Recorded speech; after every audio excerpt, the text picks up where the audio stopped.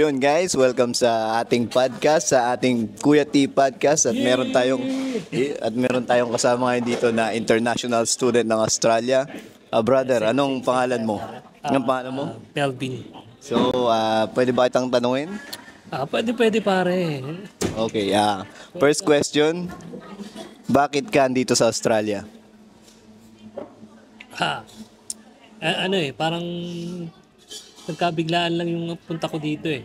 Pumunta kami dito para sa dance contest lang ng international hip hop. So, wala ka talagang plano magpunta dito? Wala akong plano eh. Pero kung yung nakita ko yung ganda ng Australia, nag-stay ako eh. Okay. So, next question. Sa tingin mo, worth it ba ang Australia para sa'yo? Worth it kung hindi ka estudyante eh. Worth it talaga eh. Pero kung estudyante ka, sobrang hirap ng pagdadaanan mo. Talagang you need mo na magtrabaho ng double. Talagang double. Talagang yun ang mahirap.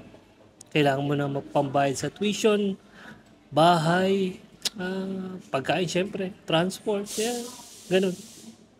So, anong plano mo pag-aari mo mag-student or habang ngayong student ka pa lang, may plano ka na ba? Plano saan? Plano saan? Kumbaga sa future mo, parang ganun. So, parang nakikita mo ba yung sarili mo dito sa Australia? Nakikita mo ba yung future mo dito sa Australia? Yeah, syempre, lahat tayo pangarap natin maging PR, no? So, hopefully, sana makuha natin yung ganun, ma-achieve natin yung goal natin dito. So, pray lang, makuha natin yan. Ano ka ba nag-apply dito? Offshore or onshore? Tourist kami dito, so nagtry kami mag-apply bilang student. So, sinuwerte naman at nag-run kami. May tumulong sa amin na tao. Yun yung nagpahiram ng financial para makapag-enroll. So, yun. Thank you. So, eto last question natin na Kuya Bin. Yeah. Ano ang mapapayo mo sa mga nagbabalak na pumunta dito or may balak na mag-apply as a student here at Australia? Para sa akin, kung may pagkakataon kayo na mag-aral na lang sa Pilipinas tapos kumuha ng ng working visa, parang ganun, something ganun, mas madali. So pero kung may pera naman kayo at may pang-finance kayo at may pang-gastos talaga kayo, why not? Siyempre, hindi na kayo mahirapan. Unlike sa amin na wala talaga, so kailangan namin magtrabaho. Kailangan namin magsumikap para magkaroon ng pera na makapagbayad sa tuition. Yun nga, sobrang hirap kung wala kang pang-financial. Kailangan may tutulong din sa'yo kung gusto mo talaga dito mag-aral.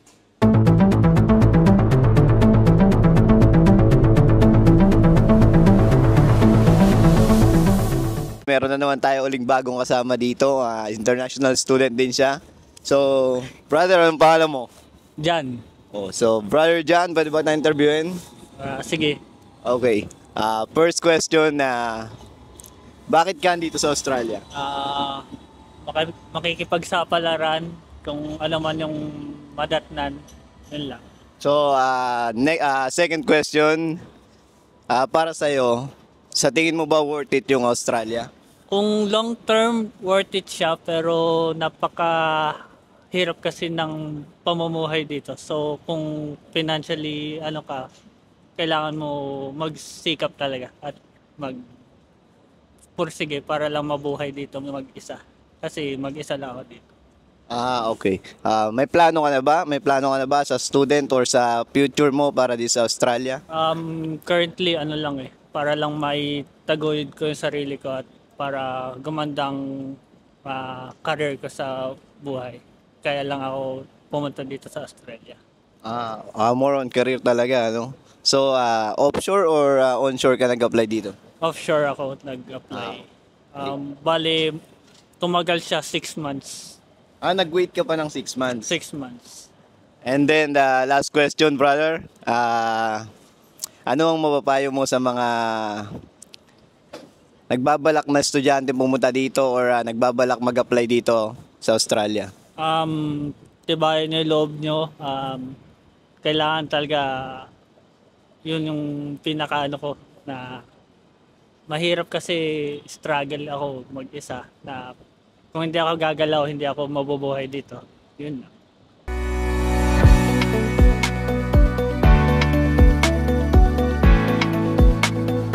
Yun guys, meron ulit tayong kasama dito. International student din siya. So, madam, anong pangalan mo? I'm Cristel. Pwede ba kitang tanungin or ma-interview? Okay. So, first question, madam. Bakit ka dito sa Australia? Bakit ako nandito sa Australia? Siguro kasi para mag-explore ng bagong culture, bago lahat. Yan lang. So, second question, worth it ba yung Australia para sa'yo? So far, tingin ko sa ngayon, hindi pa. Kasi yung visa ko currently nasa bridging visa pa. So siguro pag student visa na ako, mas marami na ako opportunity. So, third question natin, madam, is may plano ka na ba para sa future mo or may plano ka na ba sa student dito sa Australia? If magkakaroon ako ng student visa, oo, meron akong plan. Marami. Marami. Yes. So, ito na yung last question natin, madam. Ano yung mga mapapayo mo sa mga gustong pumunta or gustong mag-student dito sa Australia? Tingin ko, kailangan mag-research muna kayo bago kayo pumunta dito. And dapat meron kayong income or a budget para pag-stay nyo dito. Hindi nyo alam kasi kung may magkakaroon kayo ng work or hindi. Ayun. So, may...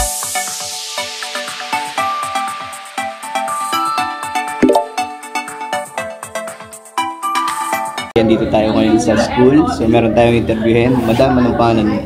Hi, my name is Ayasa. Pwede ba kitang interviewin or tanongin ng mga, ano lang naman, mga 5 question? Siyempre naman. Okay. First question, bakit ka dito sa Australia? Bakit ako nandito sa Australia? Of course, to study and para sa future ng aking family. Second question, madam, sa tingin mo, worth it ba yung Australia para sa'yo? For me, sa akin kasi, I am onshore student. So, hindi ko alam kung magiging worth it ba tong pag-aantay ko para sa aking visa. Pero I think, magiging worth it naman ito pag dumating na yung visa ko. In God's will. So, third question, may plano ka na ba sa student or may plano ka na ba sa future mo dito sa Australia? For now, wala pa akong plano. Paano ka nag-apply dito? Offshore or onshore? Onshore ako, so tourist akong pumunta dito. So, tourist ako dito. Mahirap maging onshore kasi wala ka talagang work. So, hindi mo alam kung saan ka kukuha ng pambayad ng tuition, pambayad ng rent ng bahay. Siyempre, of course, yung sa pagkain. So, bilang onshore, siguro, kailangan mo lang tatagan yung loob mo sa pag-aantay ng visa. So madam, di ba lumalabas yung visa mo? Yes. Because, di ba naghigpit ang Australia ngayon? Oo. Yeah. And muntik na akong maabutan ng... So, bali March 1 ako na lunch. Okay. Tapos pinatupad yung is July, di ba? Tama ba? And ito na yung last question, madam. So, anong mapapayo mo sa mga nagbabalak pumunta dito or nagbabalak mag-student dito sa Australia? Ang mapapayo ko lang sa inyo is mag-apply na kayo sa Pilipinas. Hindi, charis lang. Oo, mag-apply na kayo offshore kasi mahirap din yung buhay dito sa Australia. Lalo na kung onshore kayo. Kasi nga, ang onshore, di ba, is wala kayong work, hindi pwedeng mag-work. So, hindi natin alam kung saan kukunin yung panggastos dito. Yun lang naman.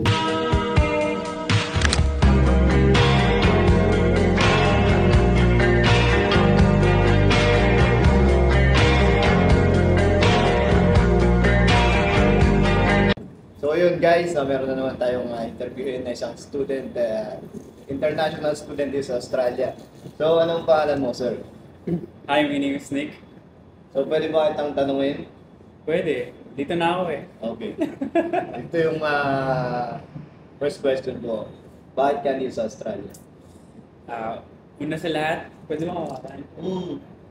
Una sa lahat, ba't ako nandito kasi naaya ako ng pinsan ko eh. So, sabi niya maganda daw mag-culinary dito kasi mataas yung standard. So, isa pa, syempre as a Pilipino, pag nasa ibang bansa ka, iba'y dating mo sa mga kapwa mo, no? So, mayabang ka, ganun, maangas ka. Kaya din tayo. Tingin ko magandang panimula dito para sa mga kagagraduate lang. Yun. And second question natin worth it ba yung Australia para sa'yo? Para sa akin, yung binubuhos mo na panahon dito is worth it. Lalo na kung plano mong mag-ano dito, plano mong mag-PR, gano'n. Pero kung kukuha ka lang ng experience, okay lang rin naman. Kaso, yung pera, di masyado eh, kasi hindi balance yung buhay mo pagka gusto mong mag-earn ng maraming pera kasi una sa lahat, kailangan mong mag-work na almost 24 hours a day, parang ganun na alas eh. Tapos papasok ka pa. Tapos una sa lahat, risky din kasi illegal yung ginagawa mo eh, kasi cash yun. So, yun lang naman. So, ito yung third question natin. Ano ka nag-apply dito? Offshore o onshore? Offshore. Offshore ka nag-apply? Okay. So, ito na yung last question natin, sir. Anong mapapayo mo sa mga nagbabalak or gustong maging student dito? Or mga estudyante na graduate lang sa Pilipinas na gusto pumunta dito as a student? So, payo ko lang sa mga nagbabalak pumunta dito, huwag nyo sana utangin yung mga gagastusin nyo papunta dito kasi mahirap makaipon. Saka sana ready rin yung family nyo na hindi kayo gaano makakapagpadala, ganun. Kasi mahirap talaga yung kumita ng malaki dito kasi mahal na yung bahay dito. Tapos pangalawa, syempre kailangan mo rin magliwaliw dito, ganun. So, mahirap kasi yung puro trabaho lang. So, kailangan mo syempre magbibili ng mga Jordan. Jordan, tangina, Stasi. Mga ganun. So, ang magandahan naman pala dito sa nagbabalak dito, kung materialoso kang tao, nababagi ka dito. Saka kung mayabang ka rin. Yun. Yun lang. So, may gusto ko bang shoutout, sir? Shoutout sa family ko dyan sa Pilipinas. Ingat kayo dyan palagi. Okay lang naman kami dito. Yun. Peace out. Shoutout nga pala dyan sa mga classmate ko, no? Sa mga Buraot Gang. Thank you. Shoutout sa mga kaklase ko at saka sa family ko sa Pinas. Shoutout sa pinakawalang kwentang tao na na-meet ko dito sa Australia, Melvin. Ako yung mga kaklase kong kupa. Hindi, joke.